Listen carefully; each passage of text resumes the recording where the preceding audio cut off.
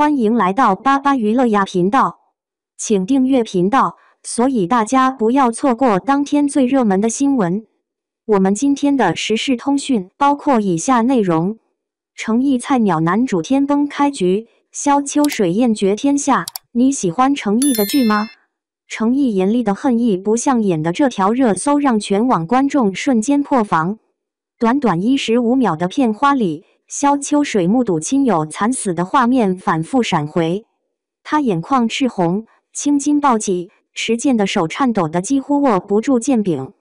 这场戏彻底颠覆了观众对武侠剧演技的认知，没有声嘶力竭的呐喊，没有夸张的面部扭曲，诚意仅凭充血的眼球和痉挛的嘴角，就让观众感受到刀刃剜心的痛楚。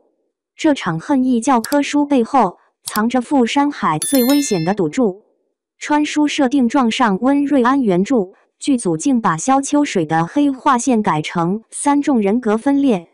现代社畜萧明明，正道少侠萧秋水，魔教大佬李晨舟在诚意身体里疯狂撕扯。精分是演技是武侠剧的解药还是毒药？诚意在片场切换角色的速度堪称魔幻。上午还是被996掏空灵魂的萧明明，下午就成了杀伐果决的李晨舟。监视器前的导演都忍不住感叹，他切换人格比换戏服还快。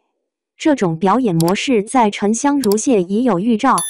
当年应渊帝君的隐忍和玄烨的疯批形成极致反差，这次3个角色的撕裂感更甚。萧明明的颓废需要驼背含胸，萧秋水的少年气要挺直腰杆，李晨舟则要时刻保持睥睨众生的姿态。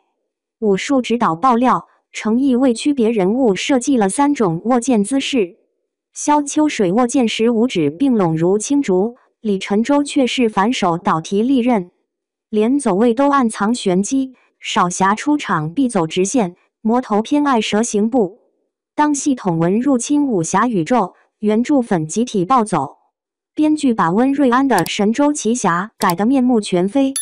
原著中萧秋水的家国大义被替换成川书打工人逆袭的网文套路。李晨舟与焰狂徒的宿命对决，硬生生插入了系统任务和复活甲设定。这种改编在社交平台引发核爆式争议。00后观众狂赞电子榨菜就该这么刺激，老书迷痛骂武侠精神碎成二维码。有 UP 主统计，预告片弹幕里毁经典和神改编的出现频率高达1。剧组试图用视觉奇观平息争议。200件非遗冷兵器耗13年打造，萧秋水的配件经历12道古法淬火。但观众更在意听雪楼场景，明明是宋代榫卯建筑，墙上却挂着 LED 任务进度条。古力娜扎的演技竟是全剧最大定时炸弹。当萧雪鱼挥剑刺向萧秋水时，弹幕突然变得诡异。娜扎美得我想哭，但哭戏让我更想哭。这条评论获得2.3万点赞。导演要求他展现爱恨交织的复杂情绪，最终呈现效果却像爱换脸。这不是他第一次拖垮顶级制作。风起霓裳里的瞪眼嘟嘴演技被做成鬼畜视频，播放量突破800万。如今面对诚意教科书级的表演，他的眼神依旧空洞的像在拍口红广告。更致命的是女配加戏传闻。李凯欣饰演的唐芳被曝带资进组，原著中的镶边角色硬加了3场沐浴戏。原著粉怒斥，权谋线砍得七零八落，全剧就剩尸身诱惑。张智霖的焰狂徒能拯救武侠剧的阳刚之气。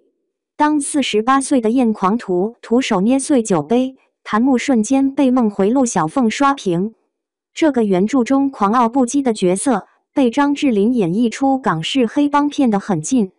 他与诚意的师徒对峙戏，被网友称为武侠版无间道。老戏骨的降维打击让年轻演员相形见绌。丁勇带的权谋戏份被删减后，整部剧的厚度直接腰斩。观众锐评：现在武侠剧的反派，坏的都像闹脾气的小学生。打戏慢镜头，武侠剧最后的遮羞布。程毅在绿幕前完成托马斯拳旋时，现场五指激动到摔对讲机。这场空中转体720度的剑舞，没有威亚辅助，全靠核心力量支撑。可惜正片里这段被切成56个慢镜头，网友吐槽，还以为萧秋水在跳艺术体操。这种技术倒退在近年武侠剧中已成顽疾。莲花楼靠实打实的近身肉搏杀出口碑，傅山海却沉迷于 PPT 式打斗。